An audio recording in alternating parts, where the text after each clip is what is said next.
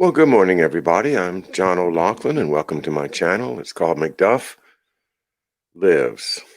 And this is my backup channel, but it's my official channel now since they terminated McDuff, Kennedy's man, to smash the CIA. I guess they didn't like that idea, so they shut it down. Good morning, Tyrone. Nice of you to check in and say hello, and it's always great to hear from you. I hope you're going to be able to catch up with George and Andy and Addie down in New Orleans over the next week and a half or two. And hello, Murky Depths. And I want to thank Aaron for doing our production today. He's doing a great job filling in for Andy and learning the ropes of StreamYard and how we do things here with the over the internet. We can produce the show. It's amazing to me that we can do such work across such a long distance, but it's great. It's fun, and I enjoy it. This morning, I wanted to kind of start focusing on what really is a depressing but necessary topic. Okay, you're going to New Orleans on Friday. Great. I am.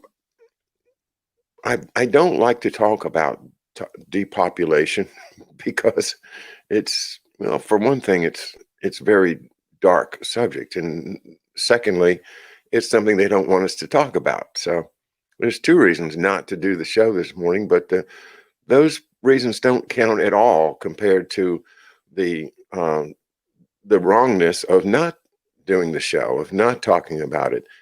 It's like you've got the opportunity to expose something that's really, really bad, and you don't do it. Well, I think that would be crazy. I can't do that. Um, Good morning, Dora. How are you? Nice to have everyone here. Um, so it's just impossible to avoid the subject now because two of my favorite fellow researchers have mentioned it in the past 2 days, Mark Kulak and George Webb. And starting just to mention George Webb's comments yesterday, he's down there in New Orleans, and he's talking about George de Mohrenschildt, Minsk, Lee Harvey Oswald, and how they would go back and forth. And we've already identified New Orleans, Tulane, Dr. Ochsner's clinic as the origin or the main place where Dr. Mary's monkey, the events happened, where, according to the story, we're told that a monkey virus somehow got into human blood supply. And that is the cause of the epidemics of cancer that we've been suffering, including myself, who I took the sugar cube that was recommended by the powers that be back then. And I remember my parents didn't want to do it. It was like they didn't think that it was the right thing. It wasn't medically, sound to them. And that vaccine hadn't been tested either. But everyone was taking it. And I think they decided that everyone had to take it. If I'm mistaken, I don't remember. I was a kid. But I remember going to our local junior high school and lining up and getting a sugar cube. And then, 50 some years later, I end up with prostate cancer. And thank God we found it. And thank God we were able to use medical techniques to defeat it. And as far as I can tell, it's gone now. It may have taken a lot out of me in terms of just general energy and ability to do things. It kind of stopped my singing career cold when I started having to take the radiation and stuff. I couldn't go out and do the rehearsals and the auditions and the things that are necessary. So, but I think, maybe my own destiny was to um, try and help people with a bigger problem, and that is this terrible idea that somehow the population of the world is too big, and we've got to uh, depopulate, by any means necessary.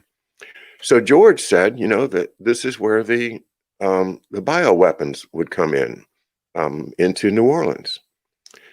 And why are they there? They're not there for our health. They're there to diminish our health, to make our lives shorter, to maybe diminish our thought capacity with the drugs that are being given to us, and otherwise to, let's see, Mouse. Hey, Mouse. I was in that group that possibly had SV40 also. It was only in the vaccine for 4 years before they admitted to it. Yeah, thanks.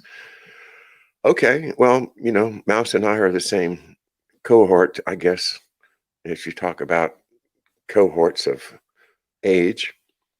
And, you know, those of us that took the sugar cube, well, there was millions of us. And I don't think everybody that took the cube is aware that they need to get tested and that they need, so that's one thing that, if you took the sugar cube and you're not monitoring your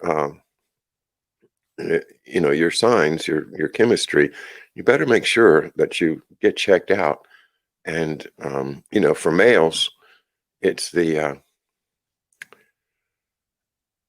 what's the 3 letters? Anyway, there's a test that tells you how much you got, and like I was like, yeah, you're supposed to be like under 4, and I ended up with a 12, and so that's why they said, man, you gotta stop, you gotta go into treatment right now, or you're gonna die.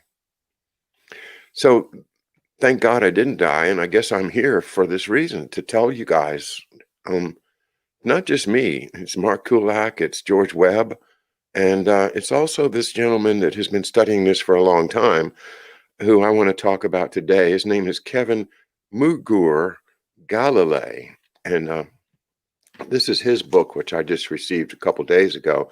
It's called Killing Us Softly: The Global Depopulation Policy. But before I do that, I'm going to ask Aaron to play a short clip from Mark Kulak's show the other night, episode 74.7. And you see on the left there is a man who actually named the coronavirus. And man, they made that big old mock-up of a coronavirus back in 1964.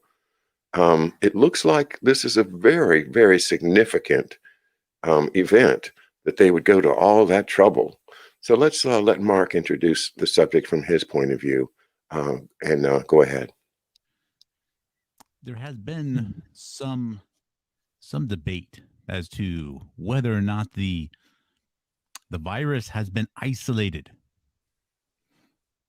Well, let's show a little movie clip of what I expect the there's a couple different viruses at play here, or depending upon the context of what some people think is the real virus. So let's do a quick video clip.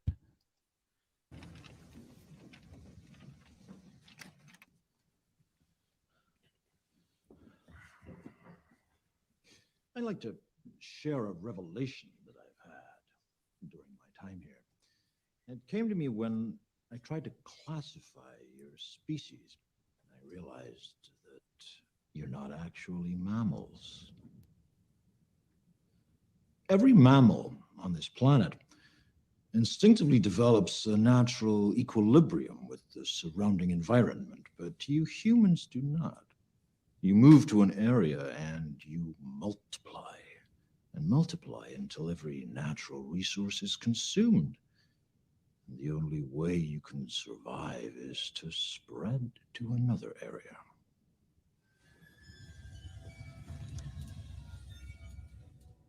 There is another organism on this planet that follows the same pattern. Do you know what it is? A virus. Human beings are a disease, a cancer of this planet. You are a plague, and we are the cure.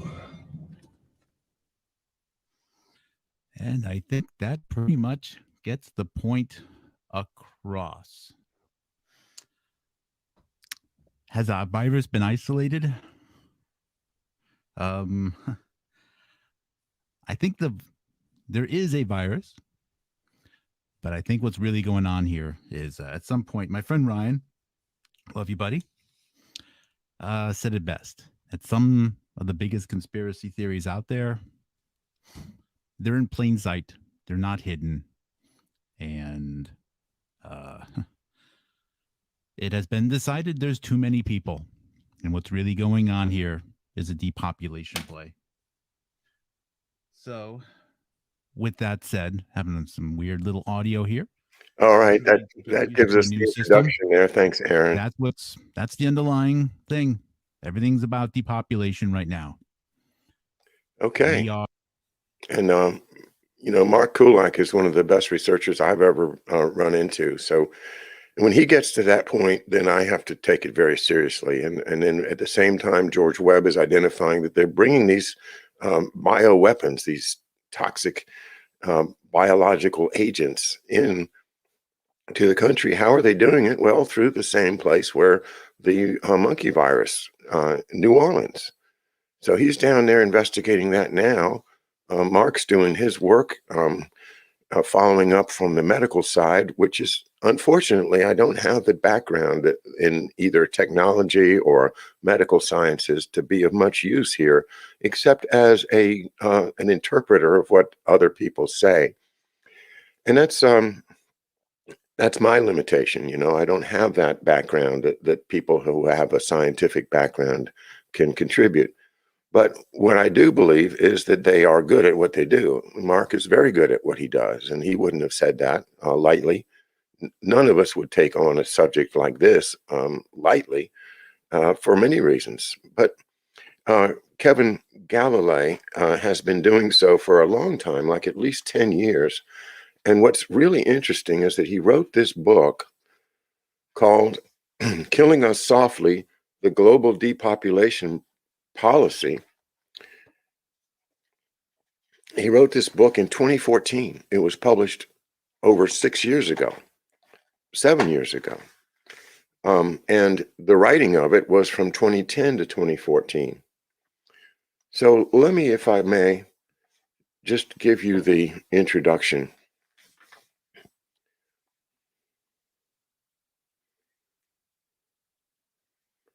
Since the end of the Second World War and the formation of the United Nations in 1945, international peace and stability have been maintained by controlling population growth.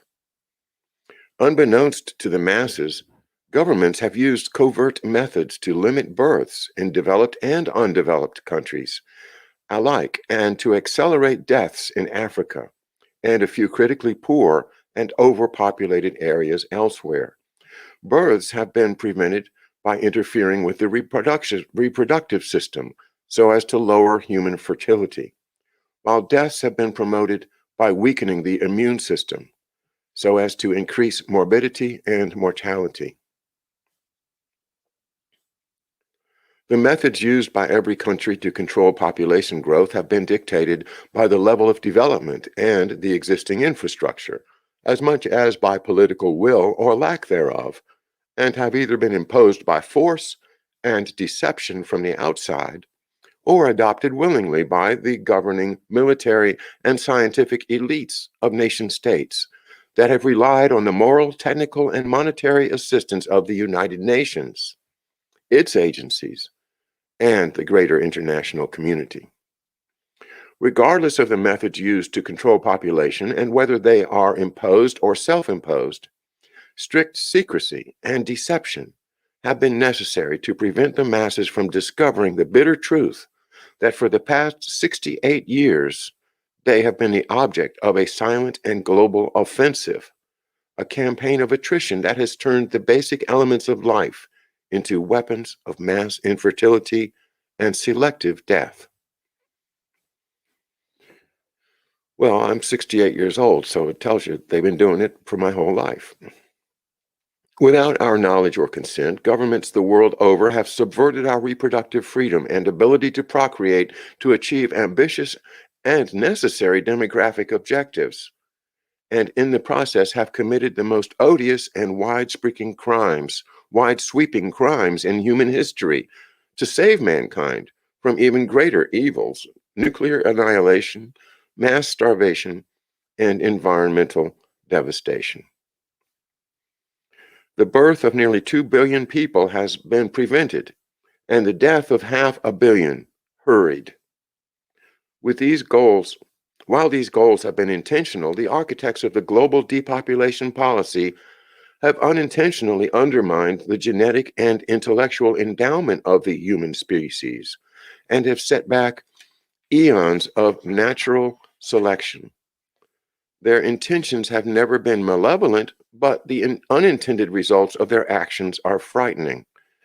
It is the task of this book to reveal this silent offensive's secret methods and insidious means, which make up the world's greatest con, so that an awakening to the dire realities we face will prompt each and every human being on Earth to demand a share of the responsibility, and population control can be legislated across the globe with little or no resistance for the next 3 generations.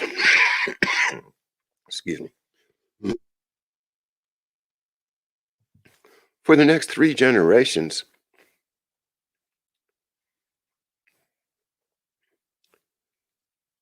or until our numbers are sufficiently low to allow humanity to live in balance with nature and at peace with itself.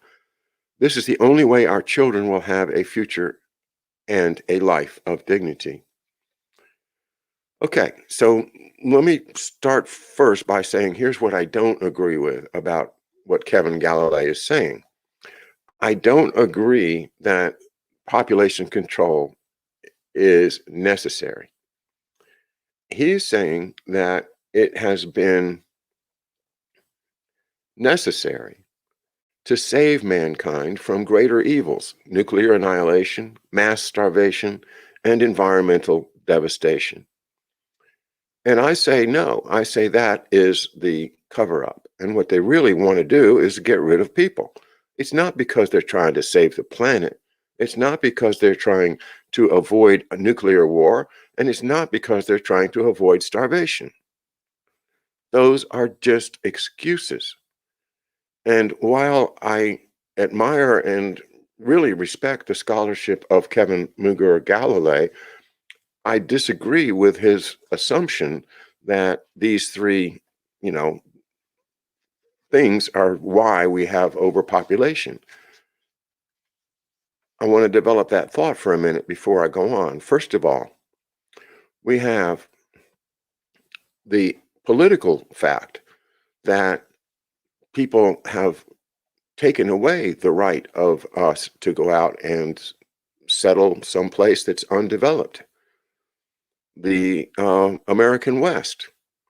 Is there any reason why we couldn't have, a billion people in this country if we were to allow the development of all that open space? I don't think so. I think we could have a billion people in the continental United States without us being crowded, as long as we didn't try to crowd everybody into cities.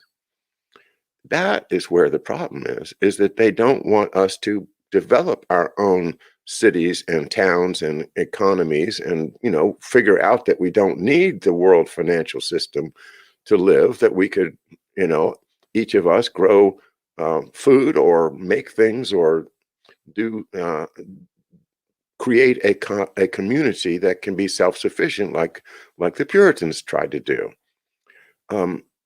Like anybody that's sensible will want to sustain their own family, their own community, their own culture, and they're not going to want to live in crowded conditions in a city. That's being forced upon people. Look at Brazil, for example. I abhor the idea of demolishing the rainforest, mainly because I love the idea of nature. I think nature and has been doing a pretty amazing job on her own and doesn't need us to come in there and cut down all of the beautiful trees and kill all the beautiful wildlife so that we can create, more of our destructive agriculture and grow more cows for beef consumption. And instead of having, the beautiful diversity of nature and the possibility that nature is going to provide us with the cures we need, we're going to wipe out nature and everything is going to be dependent upon the corporate solutions to health or to anything else that you need. Just call up the corporations, and they will let you know if you're entitled to it or not, or if you can afford it or not.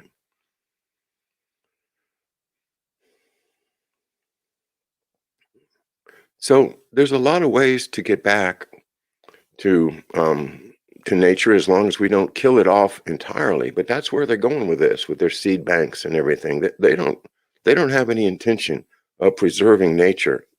They are instead using the idea of overpopulation not to help. You don't want to help the people. You want to just keep the wealth concentrated so that people cannot develop their own wealth. So that's where I differ with Kevin Galalae right off the top, is that I think his assumptions are based upon perhaps his own background, or maybe maybe this is something that he really believes, that there are too many people. That's the great conundrum that we've been faced with ever since Thomas Malthus and Galton and the eugenicists, right? Because we're talking about eugenics. We're talking about the reduction of population by weeding out the lesser strains of humanity, the ones that are not, the ones that you wouldn't want your daughter to marry, right? And by weeding them out, they're going to reduce the population to something that they can manage. And they want to manage us. And I would say they want to manage us just like a farmer wants to manage his cows, sheep, and pigs. They want us to be not individual humans, but a mass of interchangeable servants that they can use until they're tired of us and then get rid of us.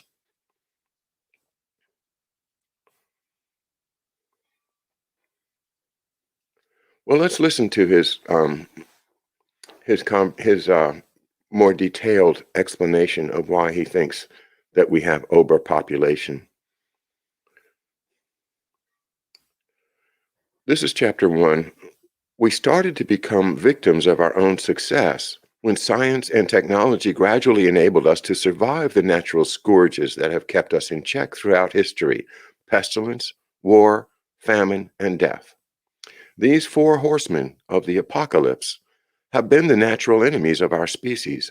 We have been waging war on them since time immemorial, and as we have largely vanquished them, we found ourselves unchallenged on Earth. We have become an unstoppable force, absorbing Earth's space and productive capacity and displacing all other species to make room for our ever-growing needs and numbers.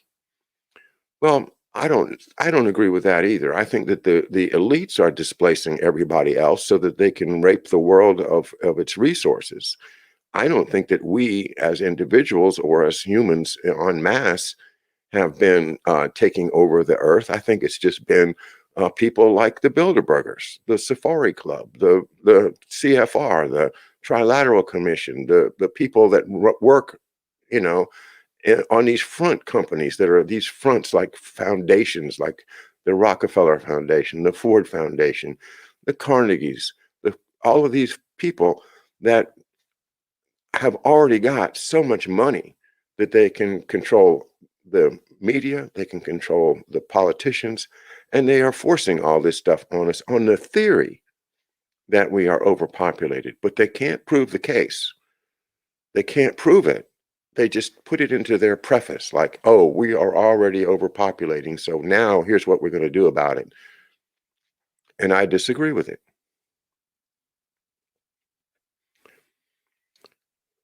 Well, let's read some more from our author, Kevin Galalae.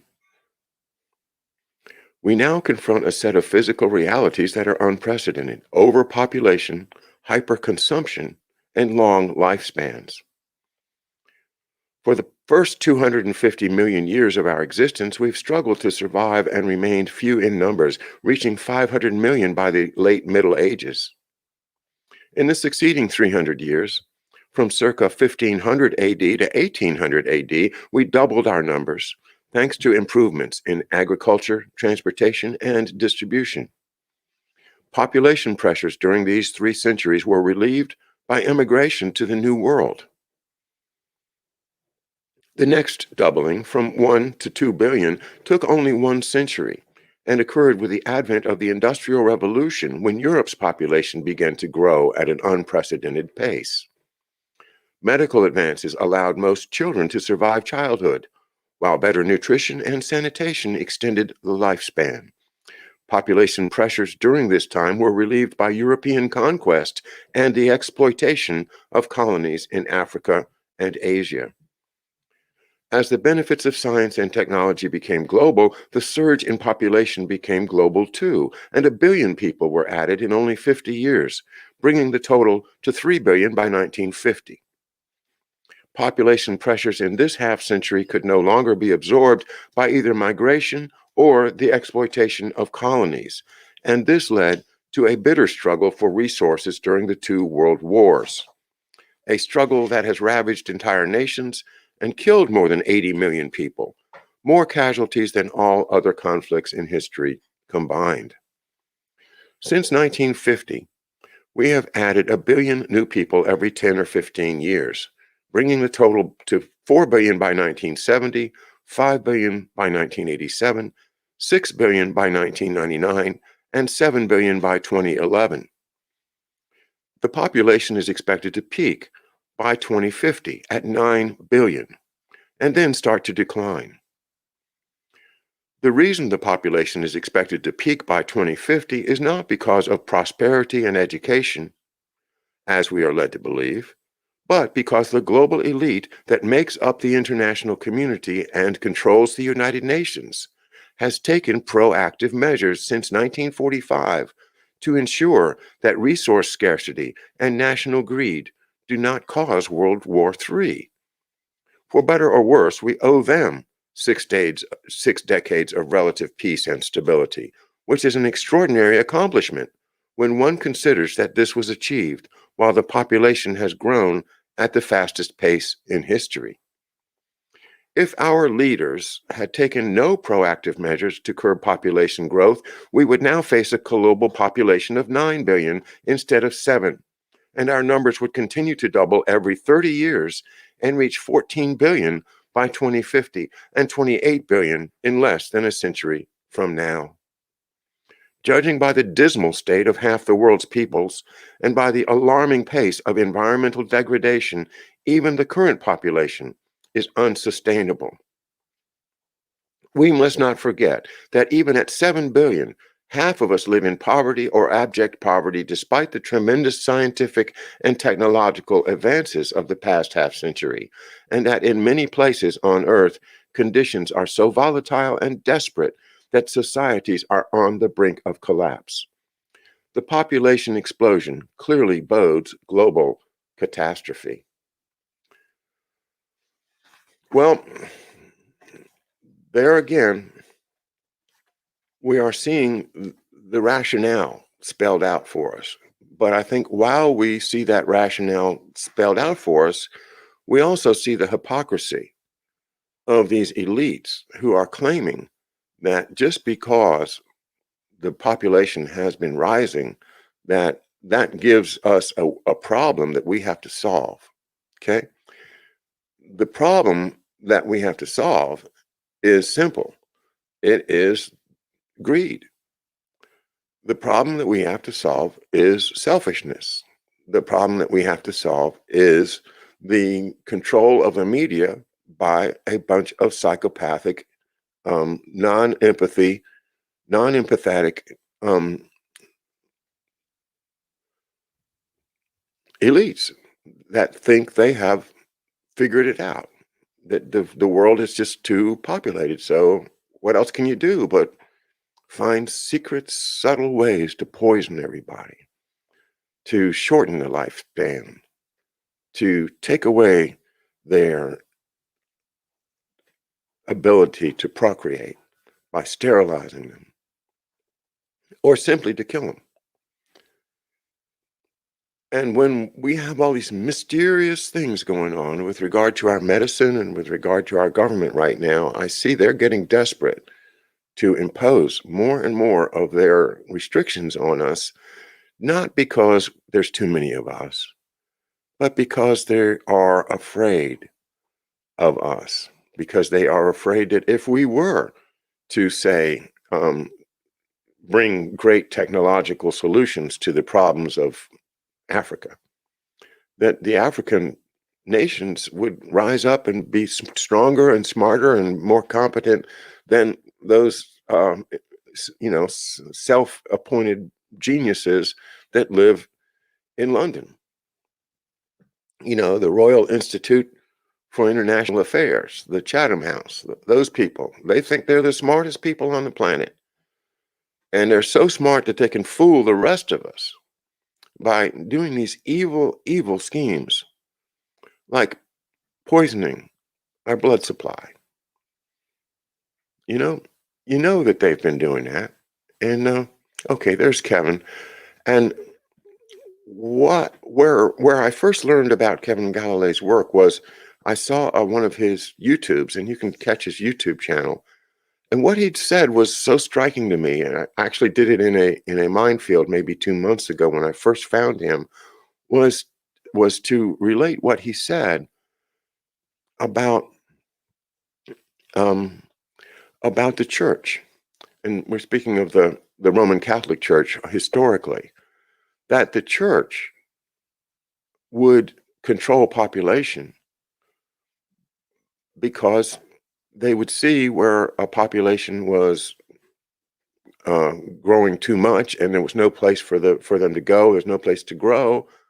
Well, are you going to let the people rise up against the local prince or duke, and take over the government and destroy your earnings as you're the bishop for this prince? No, you are going to reduce the population to a point where the prince and you can still maintain your hegemony, your higher status than the rest of the people. So you're going to reduce the population by any means necessary, and that means if you need to bring a plague, if you need to bring some rats into the town that are sick, or otherwise find some way to make people sick.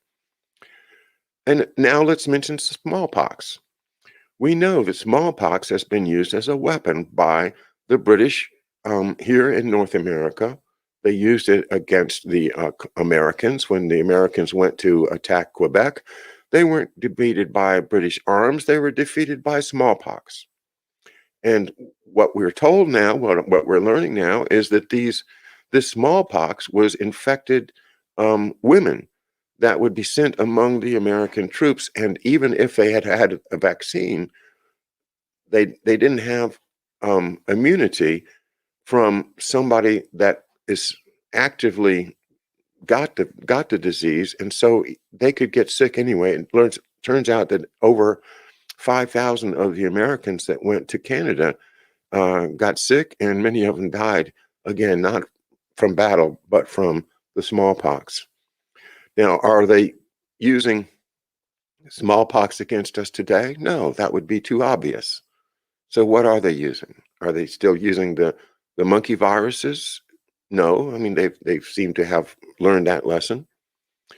But what they have done is they've sent these people like the Clintons that were getting people into prison that had HIV and paying them for blood samples so that they would have this HIV blood samples that they could use to experiment on people. And now we're told that that was done in Kosovo. Well, these kind of things are going on all the time now, and they're finding out how to attack us depending upon our genetic heritage, ways that they can kill us without us even knowing it. And that is where I think, Kevin Galalae and I agree. And that is that regardless of whether it is necessary or not, and I think it's not necessary, they are doing it. That's what Kevin says. That's what George says. That's what Mark says. That's what I say. They are doing it. They are poisoning us. They are putting chemicals and biological weapons into us so that our lives are compromised, shortened, and our bloodlines are extinguished. So as I have studied him, and I haven't finished reading this book yet, but the problem is real. The solution is education, as it always is, and trusting your fellow human. This is where I think we always have the problem, is that if I say, okay, I will limit my family to 2 children, but I don't trust you over there in Africa to limit your family to 2 children because I don't know you and I don't trust you. And so I know what you're going to do. You're going to go out and make, 8 children or 10 children, or you're going to have illegitimate children, or you're going to do whatever you want to, no matter what the policy of the world should be. I don't trust anybody but myself. That is the elite position. I can't trust you to do what's good for humanity. So I'm going to take away your choice and I'm going to force it upon you. Pardon me a second.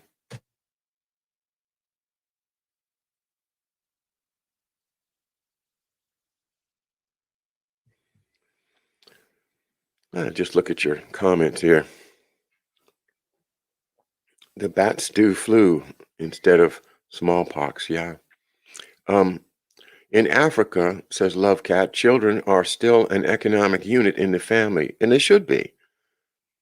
And I've traveled a little bit in Asia, and the family's everything. And you have distant relatives that are part of your family that if you've got a distant cousin that's older than you might call him uncle just to be nice. But the idea of the family being the core of your life is the old human way. It's always been that way until this generation where they are destroying our families. They're pulling us apart and destroying our abilities and our even desires to continue the bloodline of a family that's existed for however many generations, including my own, which is going to die out with me. Um, you know, I I am the first and only son of a first and only son of a firstborn son of a firstborn son of the immigrant that came over in the 1860s named Ross O'Loughlin. And that's where I'm at. I'm at the end of the line genetically, not having had any children. Do they really want everybody to look like a white Anglo-Saxon Protestant from Connecticut? Yeah, I guess they do. Um, and, I've published many times the fact that the entire population, 8 billion people, could be fit into the state of Alaska with each person having 2,400 square feet to move around in, build a house in, live in. That is a tiny portion of the globe, you know, and there's no limit to where you can live anymore. You can live anywhere you want. You can live in a mountain. You can live in the ocean. You can live at the bottom of the sea. You can live in outer space. There's technology available for us to do all of these things. So the idea that we're overpopulated goes completely against the Bible too, because we're supposed to go forth and multiply. The fact is that right now we have to compromise in the sense that maybe 2 children, maybe 3 children, but 8, 9, 10, 15. Nah, you can't. Nobody would reasonably do that anymore unless you were personally greedy. I think people are not personally greedy. I think people want to have a reasonably happy life. I want to be reasonably happy. That means maybe if I had 10 children, I would be overwhelmed with work to do, with an inability to have my own life because I had to spend so much time earning money to pay the bills of all of these kids. Let's get back to the Catholic Church. Look at the tricky psychological play that they've done. They say you cannot use birth control. You can't use birth control. Well, what do you do then? How do you avoid having all these children if you're not allowed to use condoms. And even, there was the dispute 5 years ago with the Knights of Malta wanting to distribute condoms in Southeast Asia. And the Pope reeled them in and said, no, you can't do that. And, they changed their leadership and said, no, Catholics, you cannot let people know that they can control their population on their own by using condoms. You can't do that. Why? Why? Because the church wants to have the control. They want you to believe that the church is infallible, that their guidance is what you have to do. And they do believe it. People do believe it. So they go ahead and have those large families that are really not in their best interest. How if you're only making, $3,000 a year, and you can survive with 1 or 2 children, but how could you survive with 10 children on the same income? You can't. But that is what creates poverty, starvation, refugees. They're trying to get us to do the job for them by hating one another. This is what I think the modern Democratic Party is doing right now, is trying to develop a body of people that believe the propaganda of a Podesta or a Clinton or a Pelosi, that anybody that's not on their side has become part of some cult and their brains have been altered and they can't think anymore because they drank the Kool-Aid. And so they are willing to just completely dismiss us as fellow citizens. Uh, I feel it. It's an ostracization, this cancel culture, which is, the idea of if you don't like the way somebody talks or does things, then you not only do you not pay attention to them or participate with them, but that you actually get a gang of people together to gang up on them to cause them to lose their job, their family, their existence. This is them, the elites, telling us to fight one another. No. My mother told me this when I was about 6 years old. She said, don't ever listen to somebody that tells you, hey, let's you and him go fight. Well, that's what they do, though. They set us up to fight one another with their control of the media.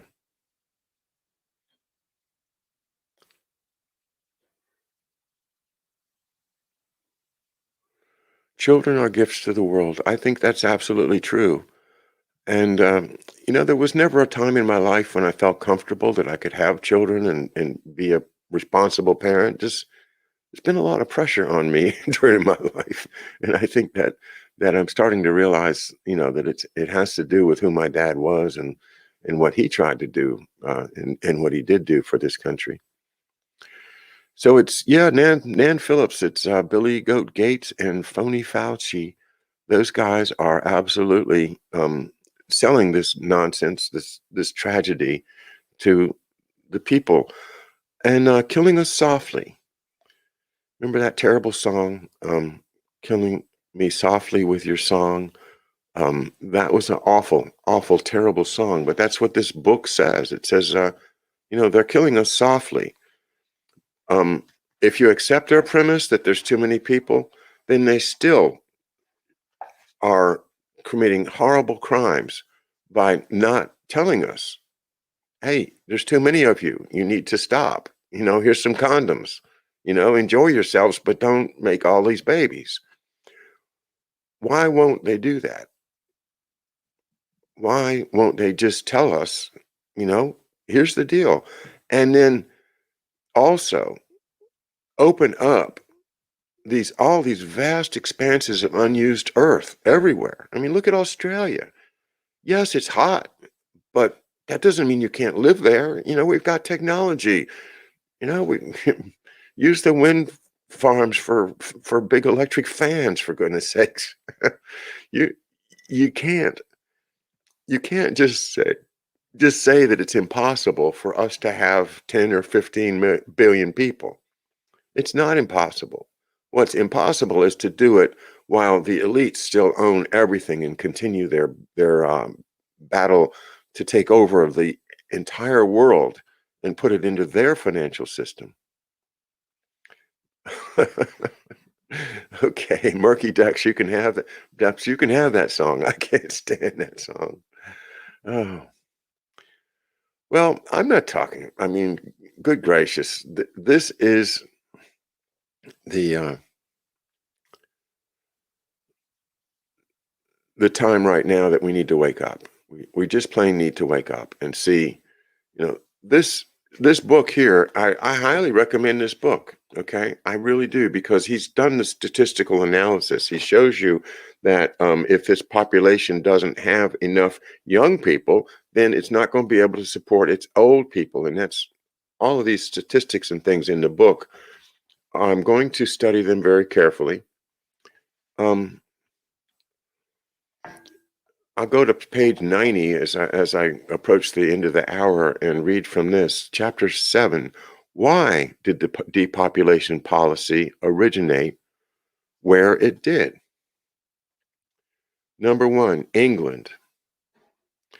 While people have long contended with famine and conflict, it was not formally recognized that continuous population growth might be the underlying problem until Thomas Malthus wrote an essay on the principle of population in 1798. The British government seized upon Malthus's thesis and passed the Census Act in 1800, which enabled the holding of a national census in 1801, the first of its kind, and every 10 years since. Malthus identified 2 types of checks on population growth: positive checks, which raise the death rate, such as hunger, disease, and war, and negative checks to lower the birth rate, such as abortion, birth control, prostitution, postponement of marriage, and celibacy. No sooner said than done. The British government began interfering with population growth by promoting celibacy and encouraging the postponement of marriage among the poor. Several factors are responsible for the appearance of population concerns in Britain rather than elsewhere. Number 1, Britain is an insular society with limited natural resources, and throughout its history, it has had to resort to plunder to make up for its lack of land and shortage of natural wealth. It is no coincidence that Britain and Japan, both of which are island states, are among the most aggressive nations in history. Their shortage of natural wealth has forced them to look for it elsewhere and take it by force, which is why they formed the largest maritime empires in history. Britain was also the first nation to industrialize, and this made its shortage of natural resources all the more acute, since an industrial society needs infinitely more resources than an agrarian society. As the first nation to industrialize, Britain was also the first to deal with the consequences of industrialization, both positive and negative. Industrialization, for instance, displaced many people from the land and forced them into cities, where poverty increased and governments were at a loss over how to employ the growing number of poor people. Its empire forced Britain to think in broad terms, even global terms, and seek proactive solutions before law and order collapsed. This resulted in various eugenic pieces of legislation aimed at indigenous people throughout the British Empire. Lastly, Britain, being the only European nation where the monarchy remained firmly entrenched, aristocratic conceits and entitlement were bound to creep into public policy and infect it with disdain towards the common man. It is no coincidence that eugenics was born in England and that its earliest proponents were, for the most part, British aristocrats. Well, I'm going to stop right there with that resonance of all of the problems that we've faced have come basically from Great Britain being run by aristocrats, by the nobility, by the royals, who are still convinced that they are a different species from the common man. And while our country celebrates the common man, their country celebrates the aristocracy and the individual, like a Winston Churchill. This Churchill, who we've read about his ancestors, John Churchill and Sarah Churchill, back in the 1700s, they are among the families that are the elite families, the oligarchs. And it's not because Winston Churchill was brilliant or a great statesman or anything. It's entirely because of who his family was that he became the leader of Great Britain during the 20th century.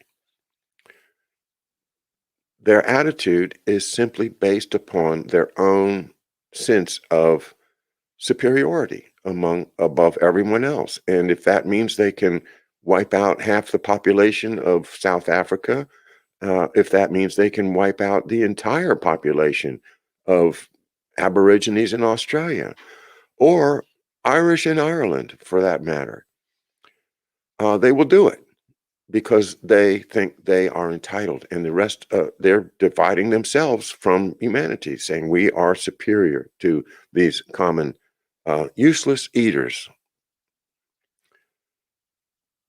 We have to face two things. First of all, that depopulation is going on by covert means right now. And number two, that Great Britain is the instigator of it, and the British policy, while the British people are great people, we are the British people in many ways, but their government is not the government of by and for the people. It is a government of by and for the elite oligarchical families.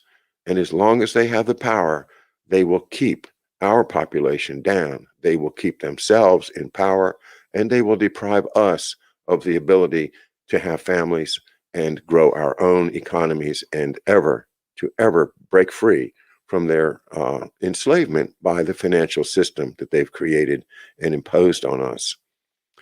So that's my show for this morning. Killing us softly, and it's not so soft anymore. It's become very obvious to me, to Kevin, to George, to Mark, and I hope that the rest of the world sees it as clearly as I have to see it right now, because that is the reality of our present day. We are being depopulated by covert biological and chemical means imposed on us by the elites, the oligarchs, the nobility, the self-appointed, the self-appointed trustees of the planet who are perfectly capable, as we did in Vietnam, of destroying the village to save it. All right. Thanks very much. I appreciate your being with me and sticking with me as I try to explain my own view of Kevin Galalae's work, and not to take away from it, because honestly, he has done as great a job as anybody could in showing the rationale, the details, and the mathematics, the graphs, the charts, the facts are spelled out very well in this 2014 publication, long before we had this current crisis with regard to our pandemic.